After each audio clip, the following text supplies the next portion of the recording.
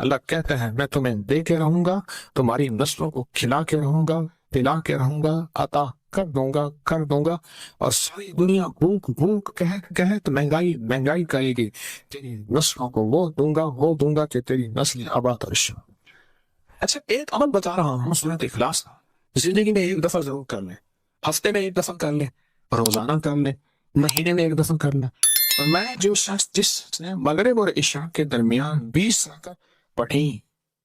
ہر رکعت کے بعد سورۃ فاتحہ کے بعد قل هو اللہ پڑھا، 20 رکعت پڑھی، یعنی 10 دگانے۔ کتنے دگانے؟ 10۔ جس نے پڑھے مغرب اور عشاء کے درمیان 20 رکعت پڑھی، پہلی رکعت میں فاتحہ کے بعد ایک دفعہ قل هو اللہ بس پڑھی، توجہ سے، دھیان سے، خشوع سے، درد سے، جلدی نہ کریں۔ آپ اس کے فائدے سنیں اور حیران ہو جائیں، اور میں اللہ اس کے لیے جنت میں بے عیب اور بے جوڑ 2 محل عطا فرمائیں گے۔ کوئی عیب نہیں ہوگا، اس میں کوئی جوڑ نہیں ہوگا، اللہ اسے جنت میں عطا فرمائیں گے جس نے مغرب اور عشاء کی نماز کے دوران یہ عمل کیا۔ آپ بولیں۔ اور آپ نے فرمایا جس نے سوتے وقت 30 مرتبہ قل هو اللہ پڑھی، ہر عمل کا انوکھا فائدہ ہے، اس کے لیے 1000 محل جنت میں اللہ بنائے۔ اور جس نے 200 مرتبہ پڑھی، اللہ اسے ایسا درجہ عطا فرمائیں گے، جس نے سورۃ قل هو اللہ 200 مرتبہ پڑھی، اللہ اس کو ایسا درجہ عطا فرمائیں گے کہ جس سے وہ راضی بھی ہوگا اور خوش بھی، اللہ اس کو راضی کر دیں گے، ایسا درجہ عطا فرمائیں گے۔ اور فرمایا اگلی بات سن غور سے ذرا، میں بہت توجہ دلا کے سنانا چاہ رہا ہوں، اور میں جس گھر میں سورۃ قل هو اللہ پڑھی جائے اس گھر والوں کے ساتھ ساتھ ان کے پڑوسیوں کو بھی نفع ہوتا، اس کے پڑوسیوں کو بھی نفع ہوتا۔ اور بعض اوقات 40 پڑوسیوں تک نفع ہوتا ہے، بعض اوقات 4 پڑوسیوں تک نفع ہوتا ہے، اور بعض اوقات 11 پڑوسیوں تک نفع ہوتا ہے، 11 گھروں تک، بعض اوقات 40 گھروں تک۔ میں جو سورۃ قل هو اللہ پڑھتا ہے اس کے پڑوسیوں کو بھی نفع ہوتا ہے، رزق، عزت، روحانیت، دولت، اس کے پڑوسیوں کو بھی نفع ہوتا ہے، بلائیں ٹلنا، مصیبتیں ٹلنا، آفات ٹلنا، حالات کا بہتر ہونا، اس کے پڑوسیوں کو بھی نفع ہوتا ہے، اس کے پڑوسیوں کو بھی نفع ہوتا ہے، پڑوسیوں کو۔ شکر ہے ہم سورۃ قل هو اللہ پڑھنے والے ہیں، انشاءاللہ ہمارے پڑوسیوں کو بھی نفع ہو۔ اور بتاؤ ایسے لوگوں کی قبر کے پڑوسیوں کو بھی نفع ہو۔ کئی لوگ ملے، مجھے بتایا، کتابوں میں لکھا ہے، مجھے خطوں میں لوگوں نے لکھا، خطوں میں لوگوں نے لکھا، میرا 1984 سے لوگوں سے رابطہ شروع ہوا ہے، 40 سال ہو گئے، 2024 میں۔ بتایا کیا کہ کوئی قبرستان میں ایسا بندہ آیا جس کی وجہ سے ہماری بخشش ہو، قبرستان میں ہمارے پڑوس میں کوئی ایسا بندہ آیا اور جس کی وجہ سے ہماری کیا ہو گئے؟ بخشش ہو۔ کوئی ایسا بندہ آیا، پڑوسیوں کو بھی نفع ہو۔ جو عشاء کے بعد 2 رکعت پڑھے اور رکعت میں قل هو اللہ ہر 15 بار پڑھے، اللہ جنت میں اس کو 2 محل عطا فرمائیں گے۔ اکٹھی کر لیں سعادتیں، کر لیں، اس کریم ہے۔ بعض اوقات میں ایک جگہ بیٹھا تھا، کہنے لگے میرے والد فلاں، میرے دادا فلاں، ان کی فلاں جگہ دربار فلاں فلاں فلاں، اور اس کا ایک کلاس فیلو تھا، ساتھی تھا، کہتے تھے یہ کام اکٹھے کرتے تھے، نہ عید نہ نماز نہ جمعہ، اور باقی ساری کہانی، اور میں خاموش سن رہا تھا، اور میرے اندر آواز آ رہی تھی، اللہ کے وعدے تیرے ساتھ ہیں اور تیری نسلوں کے ساتھ، اللہ دے گا،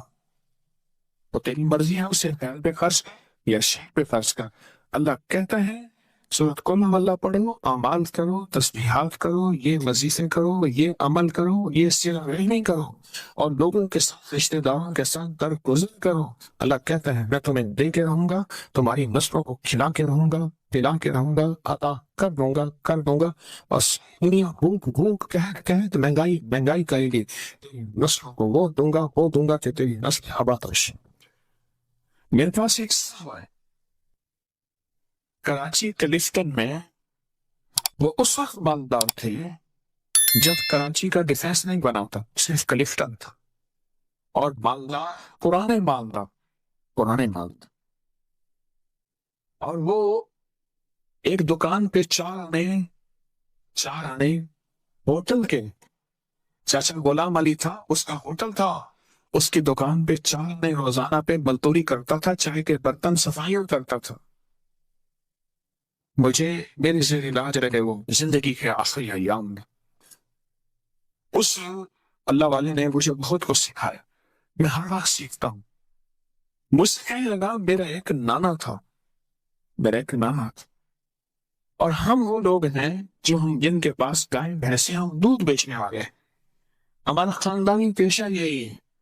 دودھ بیچنے والے، جانور کو بڑا کر کے بیچنا، ان کے بچے بیچنا، دودھ بیچنا، اور گوبر خشک کر کے اس کی بوریاں بیچنا، گوبر، ہم وہ ہیں۔ کہا کہ میرے ایک نانا تھا، وہ نانا جو ہے 100 دن تسبیح کرتا تھا، ذکر کرتا تھا، ان کے ایک پیر صاحب تھے، ان پیر نے انہیں کوئی ہیرت بتائی تھی اور کہا مجھے جھولی میں لے کے کہتا تھا اللہ اس میں وقت لگا دے، اللہ میرے تسبیح وظیفے کی دعا اس میں لگا دے، کیوں؟ میرے نانا کی اولاد صرف میری اماں تھی، اور اماں کی اولاد میں تھا، تو نانے کا سارا ورثہ تھا میں۔ میرا نانا تسبیح کرتا تھا، نانا غربت میں مر گیا، اماں غربت میں مر گئی، ابا غربت میں مر گیا، غریب تھا تو 4 آنے روزانہ پہ میں ہوٹل پہ کام کرتا تھا، غریب تھا تو 4 آنے روزانہ چائے کے برتن، سالن کے برتن میں دھوتا تھا، اور کہا وہ دعائیں میرے کام آئیں۔ کوئی دوست آیا، انہیں میرے ساتھ چل، تجھے میں کام کرواتا ہوں، کسی سیٹ کے پاس لے گیا، رئیس تھا، اس نے میری صلاحیتوں کو دیکھا، اوپر سے چابیاں نیچے گر چکی تھی، تالے کھل چکے تھے، دروازے کھل چکے تھے، بس میں نے دروازے کو ہاتھ لگانا تھا اور دروازے نے کھل جانے تھے۔ پھر سنایا اپنا واقعہ، یہ ماسکو روس کی کمپنی کرنسی روبل ہے کیا؟ روبل ہے۔ کہا میں ماسکو کے ایئرپورٹ پہ کھڑا تھا، میرے پاس نوٹوں سے بھرا ایک بریف کیس تھا، اور میں نے ایک ڈیل کرنی تھی، بریف کیس کھلا اور نوٹ ایسے بکھر گئے، اور لوگوں نے چننا شروع کیا، اور میں کھڑا ہنس رہا، اور یہ بات اس نے کہی، اللہ کہے گا مبالغہ کرتا ہے، پھر اس کے ایک جاننے والے نے کہی، اور نے کہا جی وہ مجھے کہنے لگا وہ پاگل سفی ہے، جیسے کہنے لگا نو، اس مجھے کسی نے بتایا، دیکھنے والے نے ایئرپورٹ پہ اس کا بریف کیس گر گیا، نوٹ لوگ چن رہے ہیں، اور وہ خوش ہو رہا ہے، اور بریف کیس خالی ہو گیا، تو بریف کیس چھوڑ دیا، خالی کیا کرنا چاہتا۔ ایک منظر میں نے اپنے آنکھوں سے دیکھا، 2015 میں میرے ساتھ ایک کراچی کا رئیس اعظم تھا، وہ پیتا ہے دنیا کا مہنگا، جہاں ترکی میں تھے تو اس نے کھولا، گرین مارکیٹ والا ترکی میں، اس نے کھولا، اس نے کھول کے ایسے منہ میں رکھا، دیکھنے والے نے ایسے حیرت سے دیکھا، اسے ترکی میں اسموکنگ بہت ہوتی ہے، ایسے دیکھنے والوں نے ایسے حیرت سے دیکھا، اس نے آنکھیں پڑ گئی، اس نے آگے ایسے کر دی، اس نے لے لی، دوسرے نے دیکھا، اس نے لے لی، میرے کھڑے کھڑائے ڈبی ختم ہو گئی، پتہ چلا 50,000 کی ڈبی تھی،